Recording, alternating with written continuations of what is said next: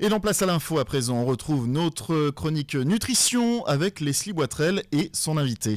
Alors, les règles d'or pour en finir avec le grignotage, halte aux bonbons, biscuits et autres petits encas bien trop riches. Nous recevons Émilie Demolly, diététicienne nutritionniste.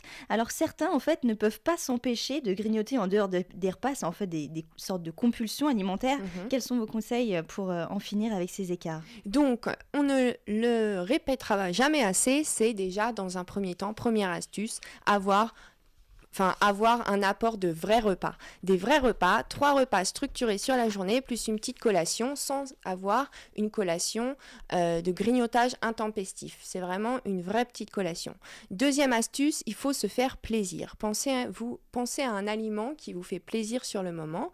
Et par exemple, si vous avez envie d'un poulet rôti, accompagnez-le après. À vous de vous dire, ok, à défaut de l'accompagner avec des frites, qui sont très riches en matières grasses, accompagnez-le de légumes. Il faut quand même se faire plaisir, il faut éviter les frustrations, mais ce plaisir... Parce que justement, les frustrations, derrière, on enchaîne avec grignotage. C'est un cercle vicieux de toute manière. Le tout, c'est d'arrêter le régime. C'est pour ça qu'après les régimes un peu trop drastiques, souvent on reprend du poids parce qu'on a tellement été frustrés. Tout à fait, c'est ça. Donc, oui, on aurait tendance à sauter justement sur les aliments qu'on s'est interdits pendant tout un mois, alors que ce n'est pas le cas. L'équilibre alimentaire, il faut savoir que les repas, c'est un moment de plaisir, et pour garder une bonne santé, mais il faut savoir se faire plaisir. Et le plaisir au quotidien, on évite, mais un plaisir reste plaisir lorsqu'il est occasionnel.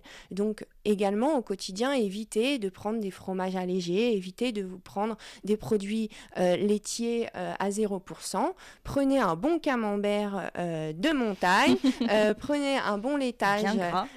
C'est ça, mais après tout est une histoire de quantité. Il faut savoir qu'une portion de fromage, c'est 1/8 de camembert. Donc ça veut dire qu'on peut très bien se faire plaisir à un moment donné sans être obligé derrière de se taper des soupes à chaque repas. Tout à fait, c'est vraiment un leurre, il faut savoir se faire plaisir.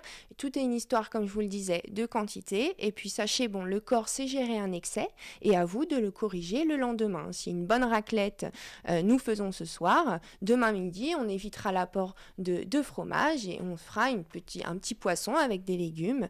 Et pour finir, un laitage avec un petit fruit. Et en général, le grignotage, c'est un passe-temps, justement. C'est pas forcément dû à la faim, mais c'est vraiment... ça. C'est vraiment dû à un manque, à une sensation d'envie sucrée. Et il faut occuper pour ça vos journées. Il faut vraiment s'instaurer, c'est ok, le soir on rentre, souvent c'est le soir quand on rentre du travail, on a ce petit creux désagréable que nous pensons que c'est de la faim, mais non, c'est parce qu'on est à la maison, on est bien, on a envie d'aller mettre la main au frigidaire ou dans le placard, mais non, on fait quoi ? On va se prendre un bon bain, on va s'aérer l'esprit parce qu'il faut quand même couper notre journée professionnelle et puis après notre soirée personnelle, il faut vraiment penser à soi, à se faire du bien, quitte à même aller marcher 10 minutes dehors, appeler des amis, aller faire les lessives, mais s'occuper et éviter les grignotages intempestifs. Même le petit morceau de pain qui va devenir régulier va avoir une répercussion. Quels sont justement les trucs qui calent et qui aident à ne pas succomber justement ? Qu'est-ce qui cale ? C'est